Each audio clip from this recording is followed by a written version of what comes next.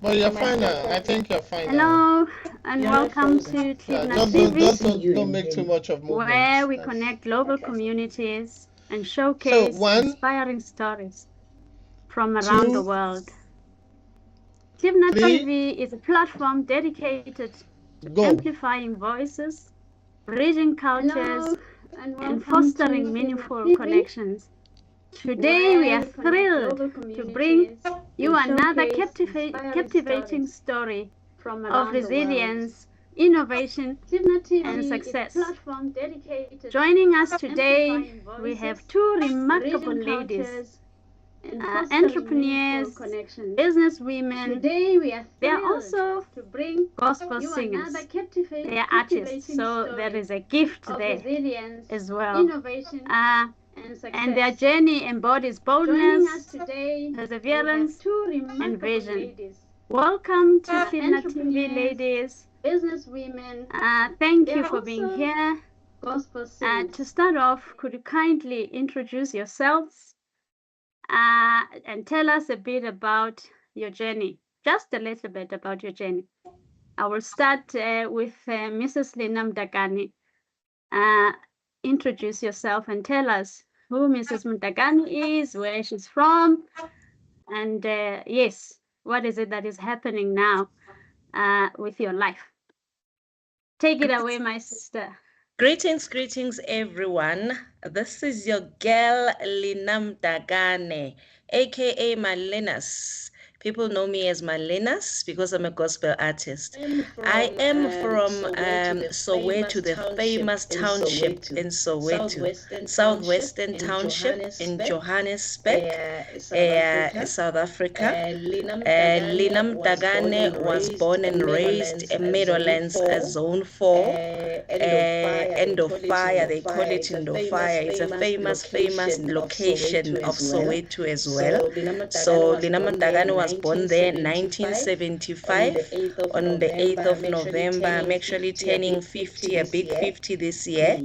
Yes, so I was born from my mother, Margaret Sibiya, the one and only child of my mother.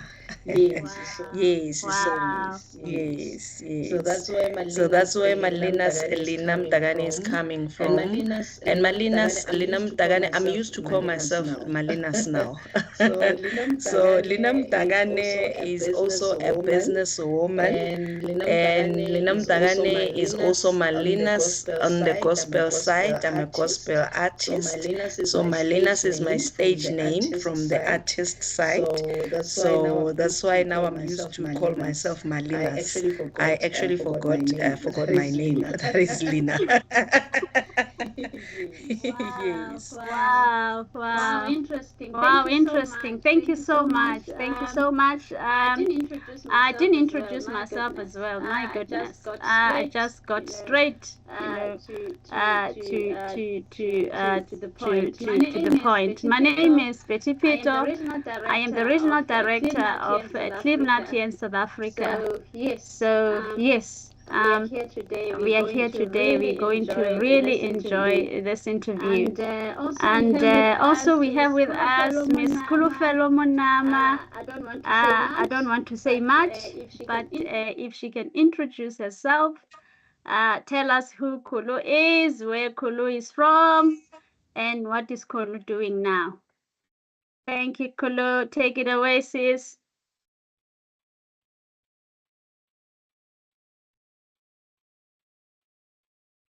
Okay, once Kulu is still preparing herself, today we're talking about breaking barriers because we have with us two entrepreneurs. We have with us two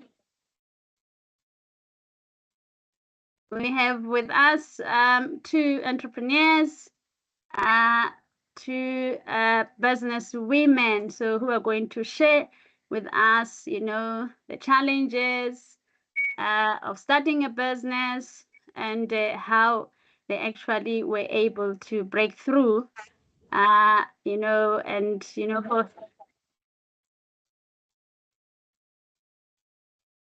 yes. So Kulu, take it away, dear one. Introduce yourself, tell the listeners who you are and where you're coming from. Yes, good morning and good evening, everyone, depending on where you're watching. I'm so sorry, I had my mic off. I hope everybody is well.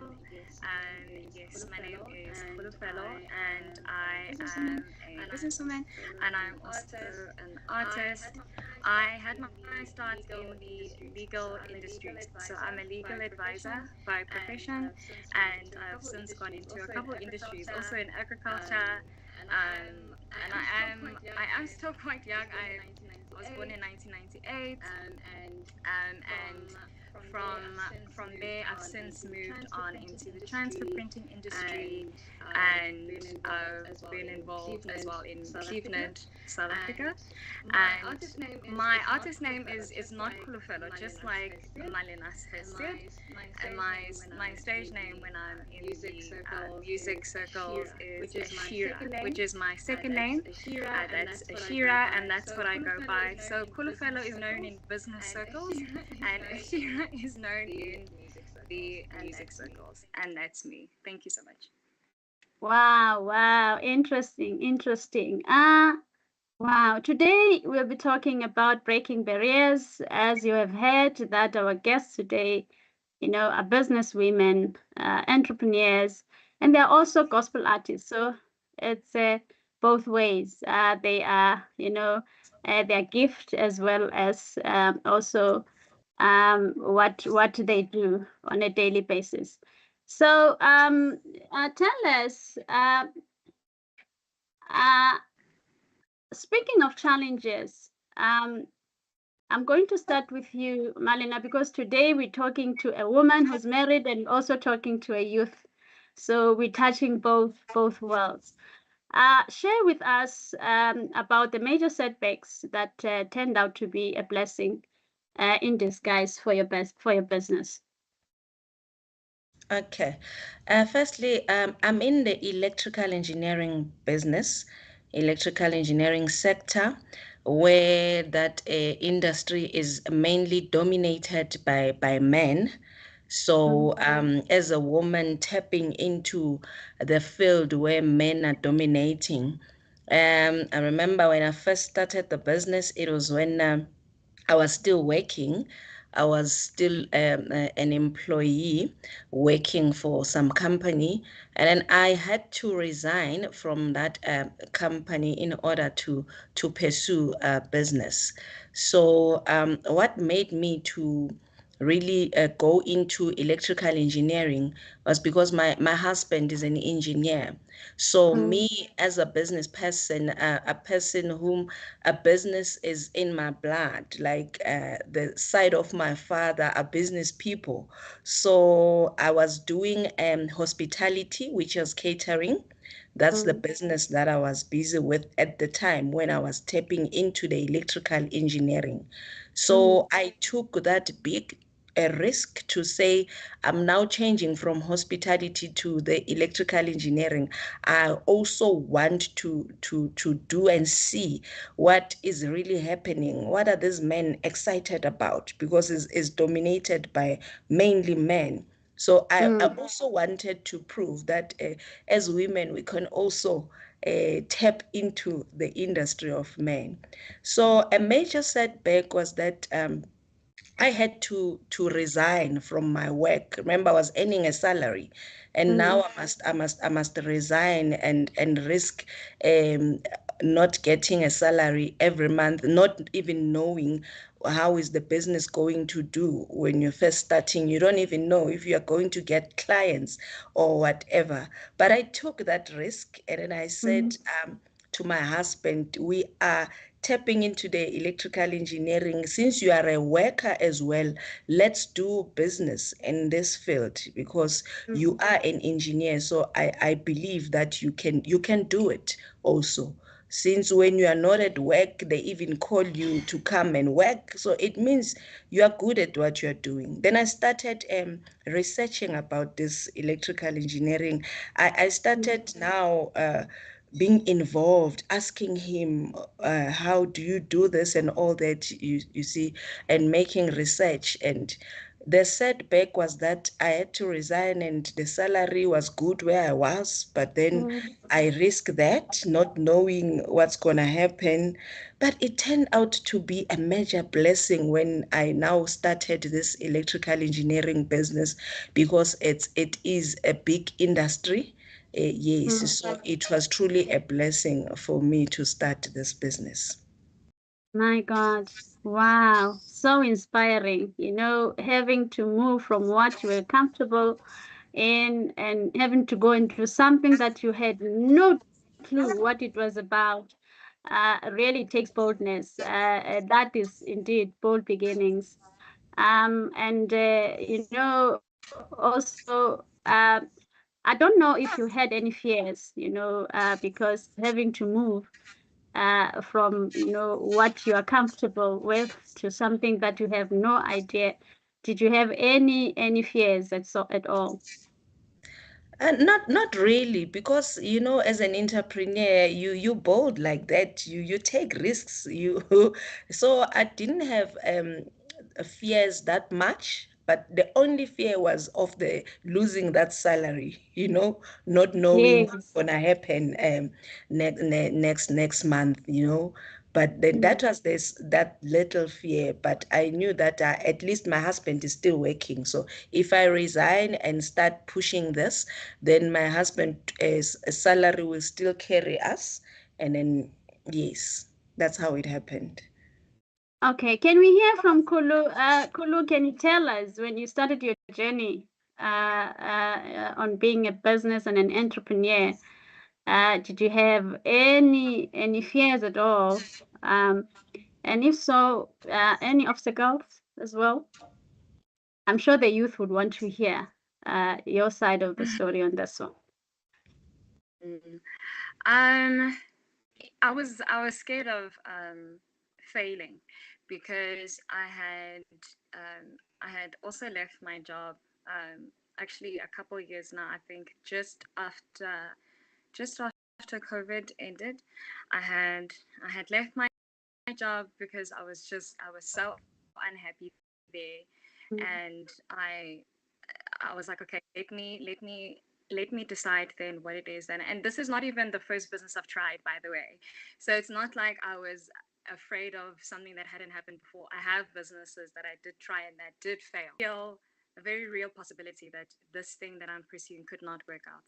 So despite that fear though, I wanted to try more than fearing failure.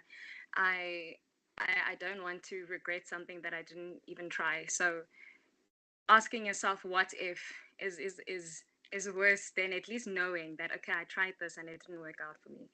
So I decided to push through that and go ahead and try anyway.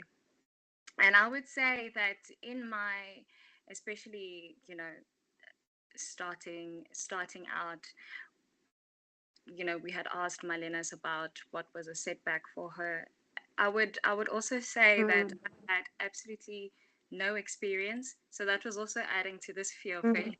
So I had no experience in this industry that I wanted to be in, and when I would go around doing my research, asking other people in the same industry questions, about pricing, trying to do my market research, I saw the industry is predominantly white, and the people who are doing it on a large scale is men, and you find it's mostly women that are doing it at a very small scale, and it's like at that you can't even call it a business. It's more like they are crafting. So for me, going into it, from small scale, wanting to eventually scale it up, because it is a very expensive industry, even to get into a very expensive business to start, transfer printing. It's not cheap. You have to do it with equipment. So all of these, they were adding up. The possibility of failure was very, very, very much real. But again, like I say, more than fearing failure, I was scared of not even trying. I'd much rather try and say, okay, now I know and I learned things. So that's what pushed me through to try anyway. Wow. Wow. Quite inspiring. I mean, all of us have stories to write. Hey, it's not easy really to get into business. especially as a woman. But as well, I believe men as well are experiencing challenges. And I believe we'll hear their side of the story as well. And one, I know I've been in your shoes as well. I've experienced, fear of leaving, a well-paying job, and having to go into a business, and you don't know, what lies ahead. But I guess it shows that there's that boldness on the inside of us, and if you have something, that is pushing you, if you have purpose that is pushing you, you do definitely break barriers. So what was the most daring decision you made earlier on, that set your business on the right path? And I think that will go for Malina, because you've been there for quite a while. Yes, yes, yes. So the most daring decision, yeah, that set my business apart. It was when now we had to remember we started with nothing, no? When we Yes. started, there was nothing. I was from working, and my husband was still at work, and I resigned, and I had to resign before even my husband resigned, and he was the one who was most on the technical side. So now the decision was for me to resign. And remember, we are comfortable with the salary that I am getting, and now to tell my husband that I'm leaving work to start this business, it was something else. So when I started talking about it. Yes, he saw it happening, but he did not see how are we going to do this, because we don't have money. It's an industry that requires a lot and lots of capital to start. But then we had to start from nothing. So I had to resign, hiding it from him also, to say I'm resigning at work. So when I resigned, I said to him, at work we're experiencing problems, so they are laying us off, whilst on the other side they were preparing a farewell for me, a farewell party. So it had to happen, because knowing my husband, that if I'll tell him that I'm leaving work now to start this business I'm talking about, it wasn't going to be easy. But because I knew and I had a vision for us, and I saw that it will happen. Yes, I know that there are obstacles in business, but I trusted that this will work out. So I had to take that decision of resigning without even telling my husband, and having to have a farewell party without even him knowing. He knew later, when things were now put together, to say this is what actually happened. And for me to do that, it really helped for the business, because I wasn't going to be able to do a lot of things, going to look for clients and all that, while I was still at work. Yes. So yes, I had to resign to start now knocking at the doors and asking him, which suppliers do you normally use in this industry to do the work that we want to do. So I had to go and knock on those doors, and writing also proposals and all that. And without a workshop, because our work requires us to have a workshop where they'll come and assess you if you are compliant to do the work that you say you want to do. Yes. Wow. If you hadn't taken that step today, you wouldn't be here. And I'm sure your husband is grateful for that. Somewhere, somehow, we always lie here and there to get things going, because now I think you saw a bigger picture. Yes. Kudos to you, my sister. Kudos to you. It is always said that, obstacles are a door to opportunities. And I'm sure, I mean, for a business to really thrive, there's absolutely no way there won't be any obstacles. So, can you share, you know, a moment when a major setback turned out to be a blessing in disguise? Because it is said that, obstacles are a door to opportunities. Yes, that's very true. Hey, yeah, that moment, I remember we had a very big setback when we now had a workshop. The workshop that we had to go and ask one of the guys who was in the same industry to go and rent the machines, to rent the office so that we are able to start working. So we went there and we agreed, we rented the space. And then now the setback was that he was doing we're in the same industry. So when we now started getting work from clients, then we were getting more work than him, and it's his workshop.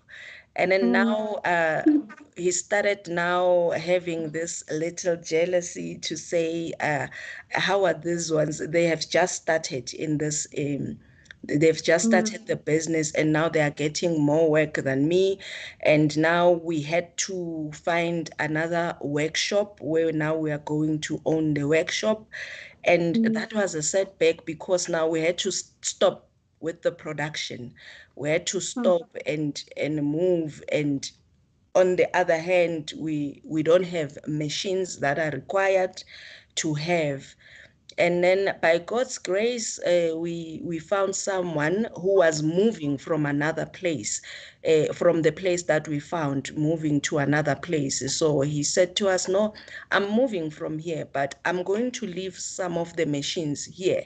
So Wow. might as well have a sort of agreement for you to be able to buy the machines. So that setback for us to come out of the workshop, the previous workshop, and move to the new workshop, it was really a blessing because Wow.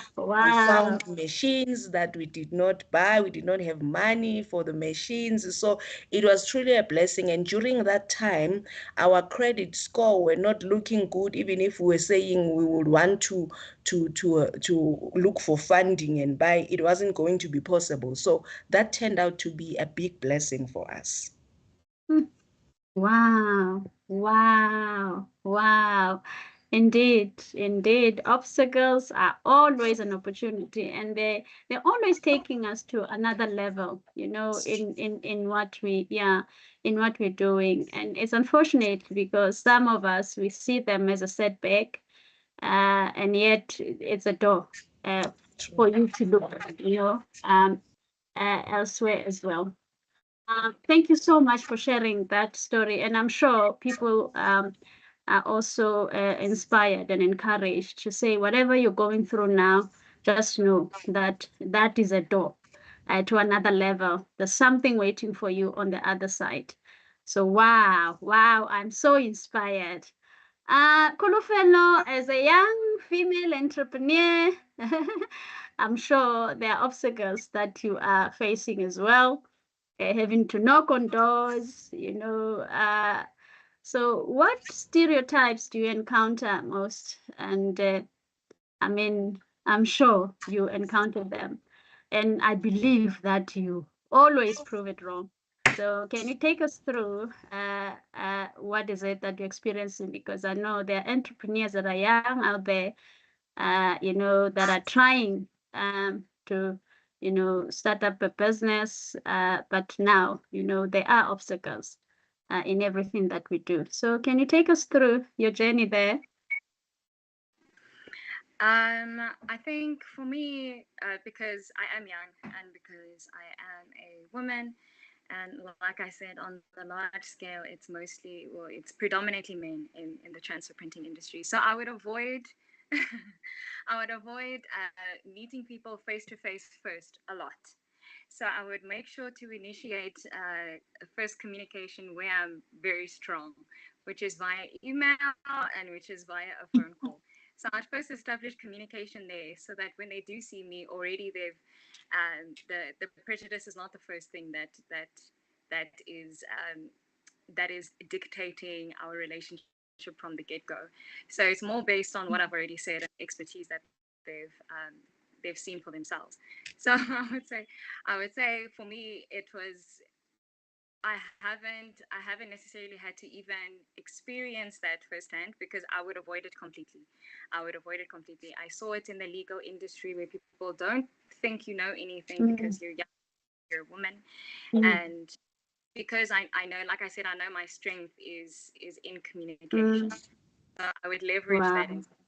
So I would hit them in the emails, I would hit them in the phone calls, and then I would establish that first communication that way. But I would also, beyond that, advertising on social media is one thing that I was dependent on, especially in the beginning of my business. And there, what was very difficult was building trust. Now, that's because of the stereotype of now social media, not necessarily anything to do with me. So people were scared of being scammed, or they were scared of maybe the products being subpar. So that was a big challenge. So I was advertising on social media, especially because I had no marketing budget. I had to get my name out there somehow. And you know how they say, it doesn't matter how great your product is if no one knows about it. And so trying to get myself out there, I had to depend heavily on social media. So my first few clients were through people I know, acquaintances, so on and so forth. But trying to get those online sales was incredibly difficult for me. And I remember I had reached a point where I was like, okay, I need the clients. All this equipment has been so expensive to purchase, and I need to recoup the money. So I was going through such a low point, and wondering if I made the wrong decision. Again, this is because people are afraid to buy from someone online who they don't know, because there hasn't been any trust established. So I decided to make a TikTok. So I filmed myself. I think at the time I was making, because I love to craft. That's something that I do, and building things. That's something that I generally do to keep myself calm. It helps me when I need to think, just doing something with my hands. So as I was making some glasses, I decided to film myself, and when I was watching the footage back, then I decided to record a voiceover, just speaking about the experience, partly because I wanted to encourage myself, and also because I wanted to encourage somebody else, because I knew someone is going through the exact same thing.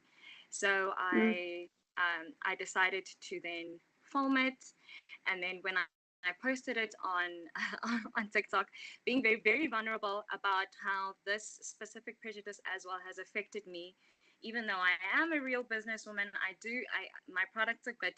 That trust just wasn't there because people don't trust social media, and that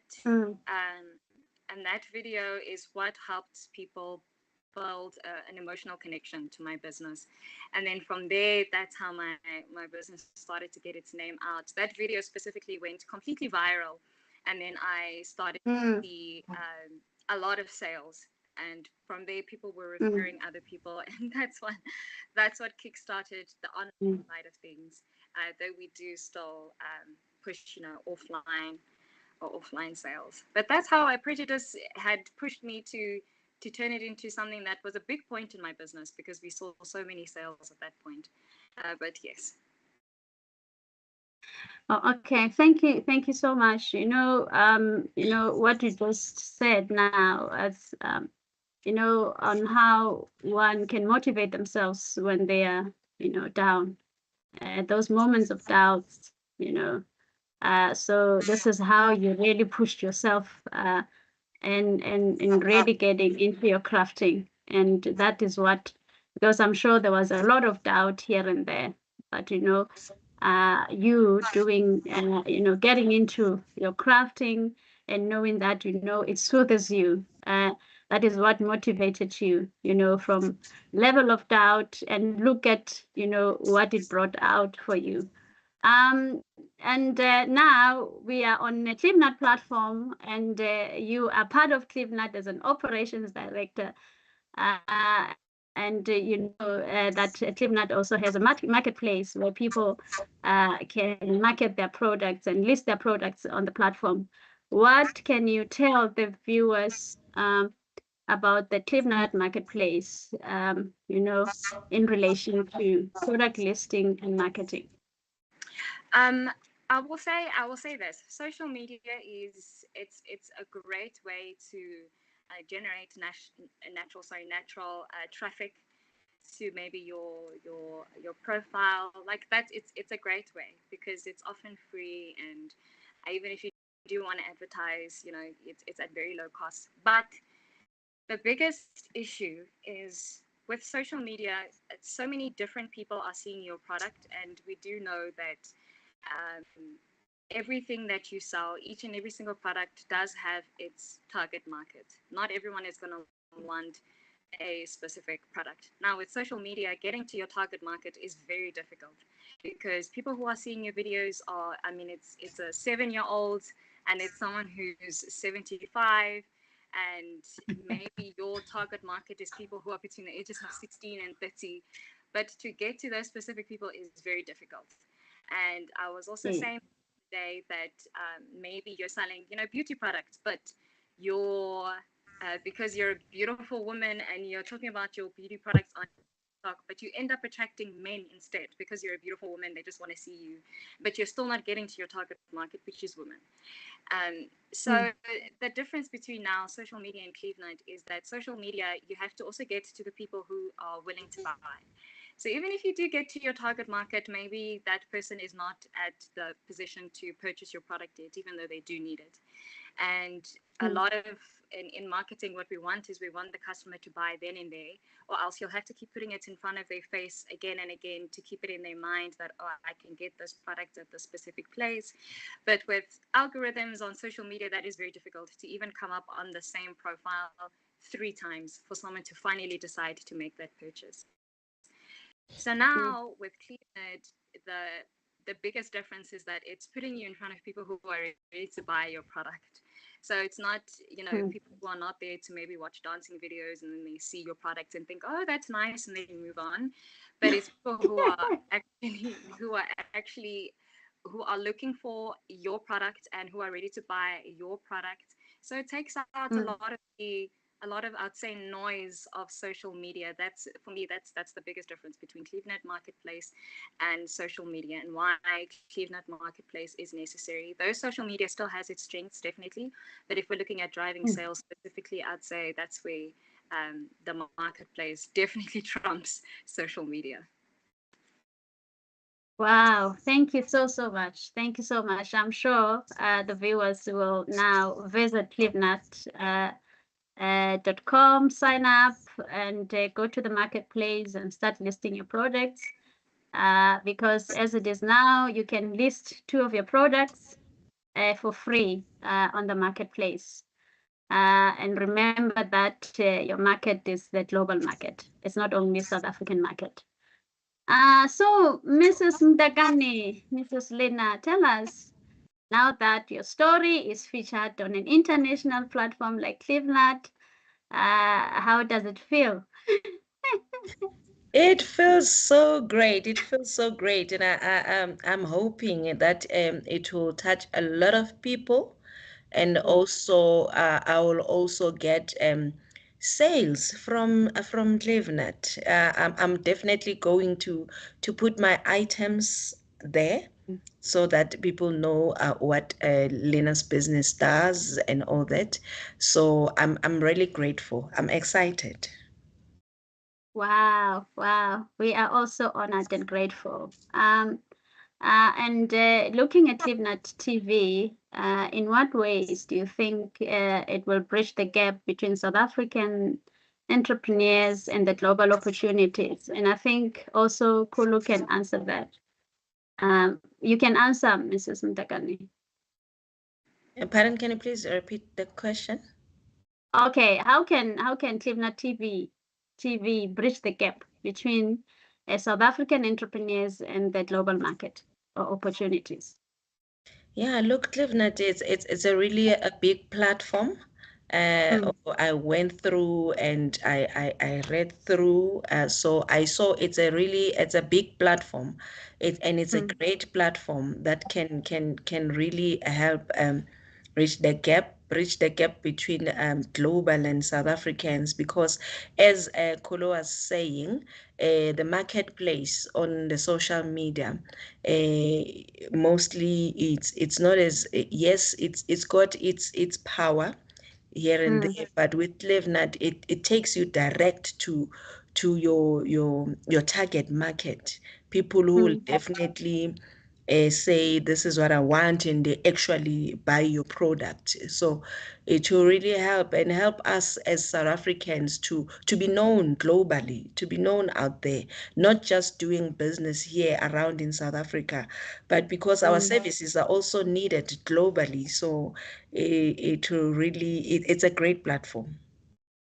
That's very true. That's very true. That's one thing. I mean, Clevenard is an interface between South Africa and the international market and the diaspora. You know, it's a platform where what South Africa has to offer the world, you know, people can showcase what they have to offer. So, Kulu, do you have anything to add on that? I think I would maybe just add, obviously agreeing with everything that she has just said.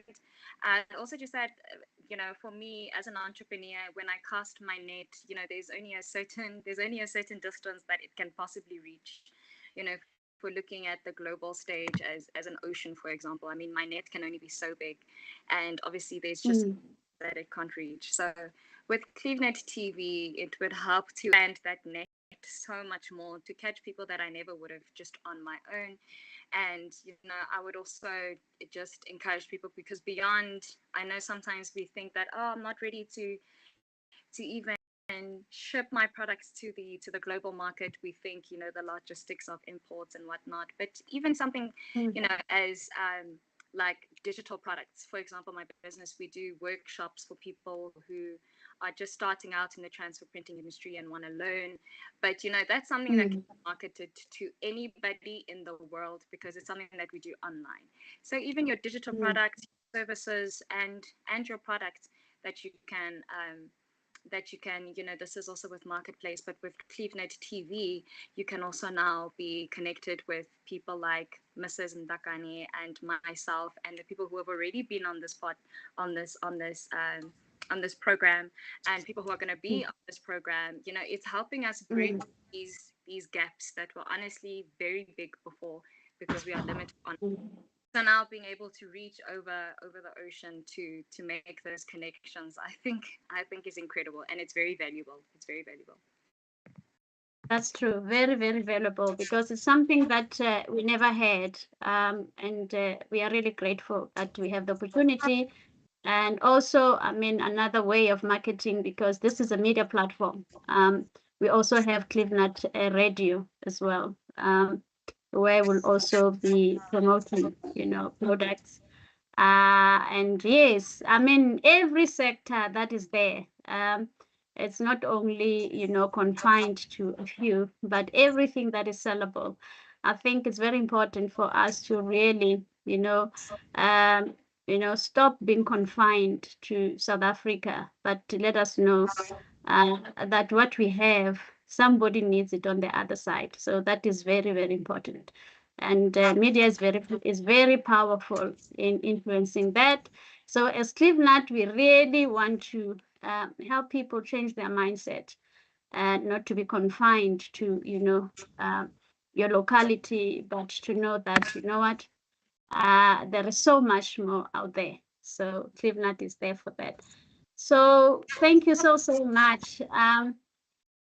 Okay, you know, we can go on and on and on, and maybe someone would want to know on a typical day, you know, what is you know, a routine. What is your routine that keeps you grounded amid everything and everything that is happening, the hassles out there? So on a typical day, Mrs. Mdakani, when you wake up in the morning, what do you have? Set activities. Do you run a calendar? Do you have a calendar where you have things that you need to achieve for the day? How do you go about every single day? Yeah, hey. Every single day is different from for me. As I've said earlier, that I'm also a gospel artist. So my day, when I wake up, obviously I'm a Christian. I first pray, and as a businesswoman, also I'm a financial director in the business. So I do a lot of, more especially when it's towards these days of the month. I'm extremely busy. So it's not same thing every day for me, because I also have a calendar for my the artistic side. So it's a mixed masala, but I have to balance to balance the equation because now I have to be Lena this side and I have to be Malena's that side. So depending on a day, in the business side, I have meetings that maybe I would already have a calendar for that, to say today I have a meeting, I have to go on this meeting. Sometimes it's visual meetings, sometimes it's a person-to-person meetings. I have to go to the office to attend the meeting, and also I must be at the studio at times, and I must go for rehearsals at times. So my day, it's not the same every day, but look, I manage because when I wake up, I already know what I'm doing on this day. So the schedule is already there. So I work on Okay. schedule. Yes. Wow, that's very important. That's very, very important. And how do you juggle, or how do you balance, your personal life? You're married, you have a family, and I mean, with this busy, busy schedule that you just told us about. Yeah, in the schedule, there's also my family schedule there as well. My husband is scheduled, my children are scheduled. I was blessed because I'm blessed because my children are grown now. They are adults. So Okay. I don't have a young one that I must look after. So Okay. my only baby is my husband that I must take care of.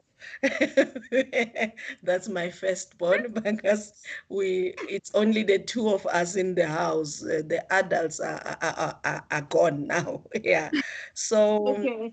I have to know that now each and everything has its own time, because I can't mix everything. So I know that in the morning I'm busy with my business, and this time I'm Malina, since my music, and in the afternoon now it's time for my husband. Now I must be a wife in the house, and take off all the hats, and put them down, and now remain being a wife to my husband. So Wow. everything has its own time. So timing Yes. everything is very important.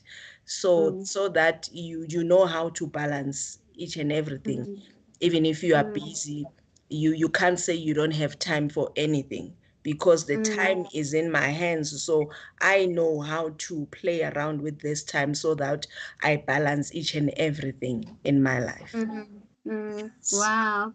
Wow. Thank you so much. And Kulu, your routine, your daily routine, I'm sure, the young ones, young entrepreneurs would want to know how you juggle also, your schedule, time management.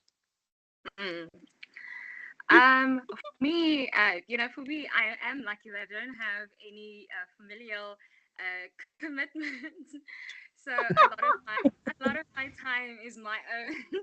So in that I'm lucky. Um, but one thing that I make sure to do is I exercise, and it's something that I started last year. Is exercising. It's always there. I make time for it, a minimum of 3 times a week. I exercise, and this is because I feel when I don't exercise, my mood is just so low, things are just so heavy, and I don't have energy. So for exercising, that's to keep my energy levels up and to make sure that my mood stays at least above 6 out of 10.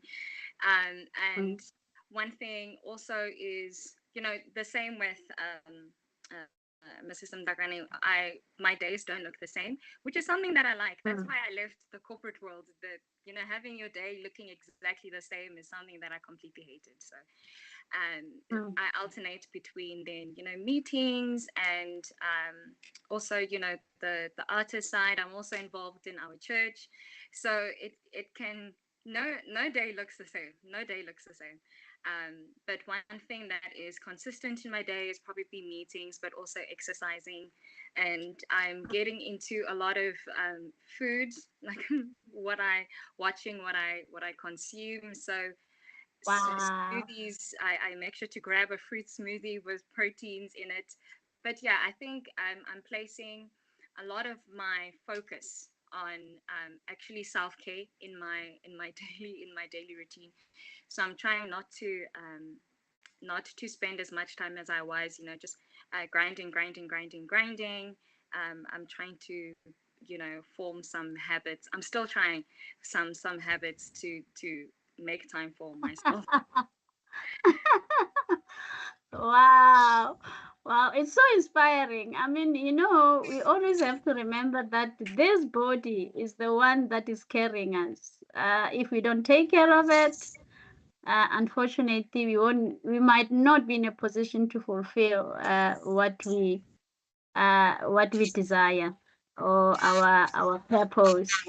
So I'm so excited that you also spoke about that. You know how passionate I am with a healthy lifestyle. So yeah, we need to take care of ourselves as well because it's not going to benefit you. I mean, how do you get energy to do what you have to do? And also remembering that nutrients plays a very important role in helping us as well. I mean, every aspect of your physical, is dependent on what you eat. So, and also, exercising. So keeping healthy, it's very, very crucial and very important. Wow. You raised a point that is very close to my heart. So yeah, because that is what I'm known for. Okay, yes, my goodness, this is so exciting and time is really running out. But just to talk about community connections, all of us come from communities, businesses are in communities. We were raised up, and some of the things that we do, we got inspirations as well from the people that we live, the circles, our circles. So how has your local community influenced your entrepreneurial journey, your journey in business? Mrs. Mdagane, Lena? Yeah, look, I come from a township, as I said, Soweto. So Yes. when they hear that from their township and also from the location where I come from, there's this a woman and who is in the electrical business, and also there are men there and women who are looking up to us as entrepreneurs as well, making them proud out there. And they have such a big influence because they become so proud, so proud that at least we have also a woman in our community that's in this sector, and who's putting the flag of Ndofire out there to say even us we Yes. can do this. They become Yes. so Yes. proud to be, Yes. though they are not your family, but you will Mm. see the respect that you get from your community. You will see, even when because me, I also have a Malina's Foundation, where I also help the young Wow. ones and also women and the elderly, and to give back to the community as well. So they truly appreciate. So they have such a big influence in around for us to become these entrepreneurs. Yes. Yeah, we definitely are role models in our communities. So it's, key for us to maintain that integrity. There are people that are looking up to us, and those young ones that are coming up. So, wow. And also that you're also doing, community work as well. Giving back is so, so important. It's true. So thank you so much for that. And I believe, most of us would really want to see our communities developing. So Clevenard also has, open projects where it deals with community development. And I'm sure a lot of communities are going to really benefit from this drive. Kulu, if there is one person who really supported you, or maybe not one, but people that might have supported you, that helped you as well shape your career. If because I know nowadays, you youth, you decide what career path you want to take. For some of us, we were told, no, this is, you go this route, you either become a teacher, a doctor. But nowadays, you have, that freedom to choose. So, who has been your inspiration in business as well, and maybe in your career path? Yes, there's been many people who have helped and who have supported me along the way, in all the things that I'm doing, and the things that I'm involved in. But I think if I were to name just one standout individual, I would have to say my father. I definitely have to say my father, who is someone, he's different to a lot of parents. Like you were saying, many people, they are told by their parents, you're going to do this and you're going to do this, whether you like it or not. But my father is different.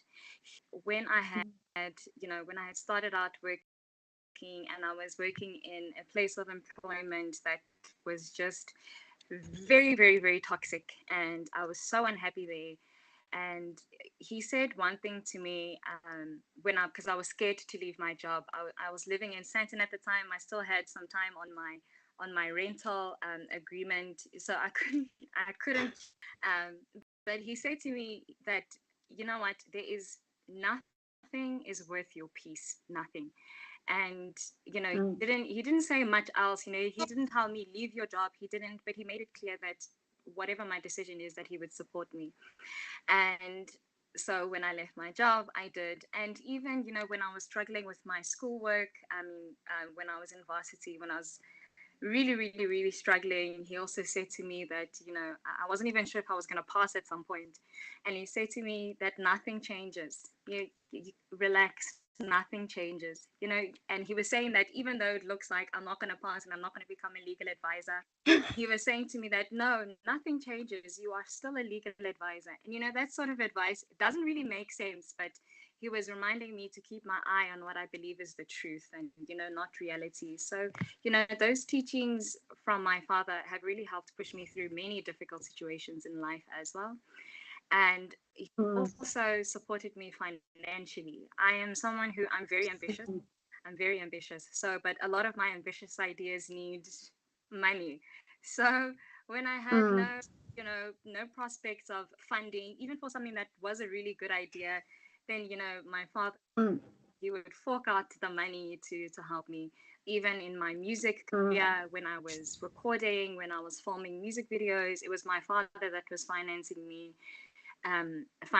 the most. And that sort of strong support, regardless of whatever it is that I want to do, as long as I am pursuing something that I believe in, it has given me, or has made me brave enough to find my own path in life, despite what we believe is the correct path. It has emboldened me to do what it is that I feel I should be doing.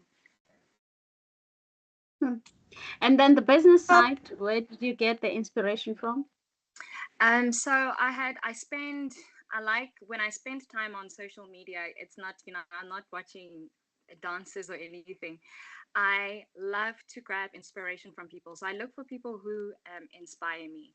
And for my business, I came across this young woman in the US she was filming in the same industry. She was filming her own journey, but she was placing an emphasis on helping other small businesses and other women who also want to get into the same thing, and teaching them step by step, because there's no school, there's no course that you can do really for this industry. And she was just, out of her own time, she was helping to teach people, okay, you do this, you do this, you do this. And when I came across her channel on YouTube, it had triggered a memory. When I was in high school, I had come across people who were printing sports jerseys, and I had gotten my name. I still have the jersey. I think it was like 2015, around there. I still have the jersey where I'd gotten my name printed at this netball tournament. And I was watching those people, and I was watching how much money they were making. Even when I was that young, I loved money, so I wanted to know how to make.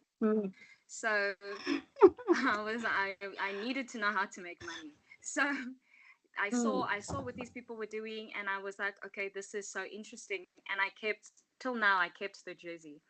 And when I saw the lady's channel, it triggered that memory that I had seen these people, and I was so curious. But from there, I hadn't pursued it or anything, and I decided to look into the industry again, and then the rest is history. Okay, yes, but knowing you personally now, I know that, part of the DNA as well is from your mother. Because your mother is also an entrepreneur.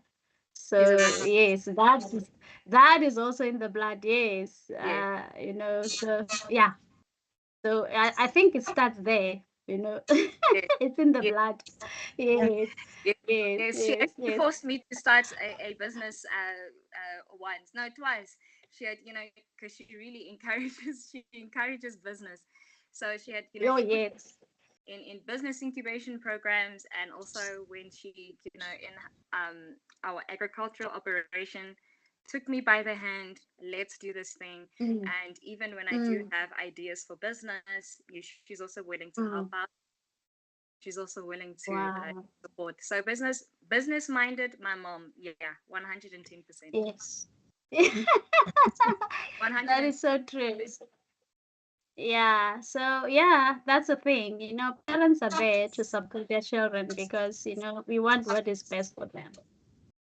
So yeah, wow, quite inspirational. I'm sure the youth are listening there, and those who will listen later, they will hear your story. It's very inspiring. To wrap up, I just want each of you to tell me and to tell the viewers, if your story on Clevenard could ignite one person's passion to take the first step, what would you want them to learn from you? Okay, look, a business, you need to have passion for it. Because without passion, it won't work. And know who you are really, know what's your purpose, because not everyone can be in business. Not everyone is born for business.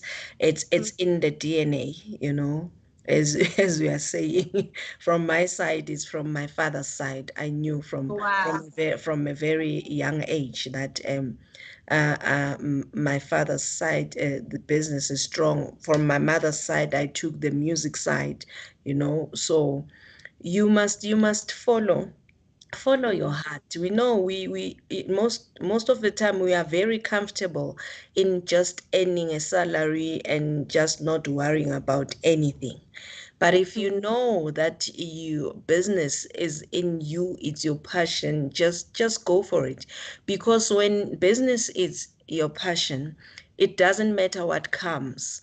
because it's not always, business won't be always green and you making sales, you making money. There's that dry season and if you don't have passion for that, you will leave business and go back to work for someone else. But if you know it's in you and you have a vision and you have a mission to accomplish, then you will definitely, even in difficult times, you will stand and you will push. Because there was that moment during our business for 3 years business, there was nothing coming in, but we kept on, we held on because we knew that we have a vision and a mission to accomplish, so we cannot go sideways.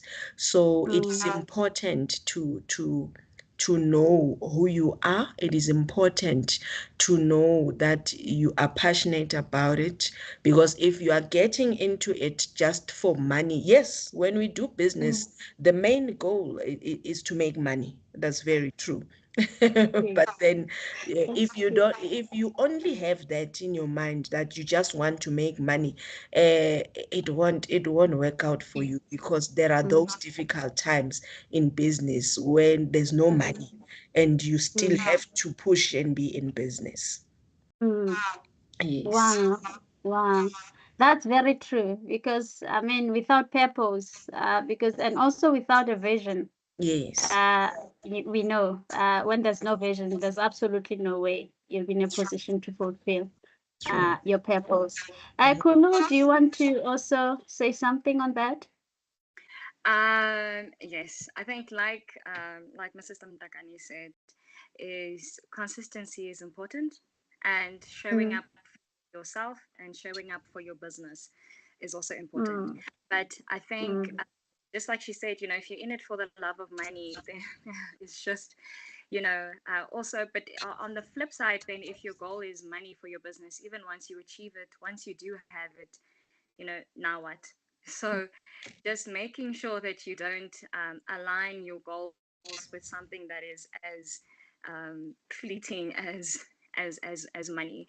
And I think maybe defining, what we even believe success to be, because we are chasing it, but what is success? And it's definitely not financial achievement. That's not success. So Yes. I think for what I would want people to take away, that my end goal is not really, though we do start out wanting independence, and we do start out maybe not wanting to work for another person, and we do start, but that can't be what drives you forever. So for me personally, and maybe someone else can learn from it, is peace. That is something that I'm striving for, is peace, and not something, not momentary peace and quiet. I want genuine peace, and I think that comes from fulfilling one's purpose. So more than just, I need to, this is not what my life, and not what I wanted my life to look like, but finding out then what it is that, or how your life is supposed to look, what it is that you are supposed to be doing. Because even if it is business, maybe it's a specific type of business and you're doing something that you shouldn't be. So I think more than just financial achievement or independence, I think trying to find out what your purpose is, that's going to drive you more than anything else, if you find what it is that you are here to do. Wow, thank you so much, ladies. Wow, this was so exciting, so inspirational. I've also learned a lot from both of you. I mean, I always see you, but today, I saw you in another angle.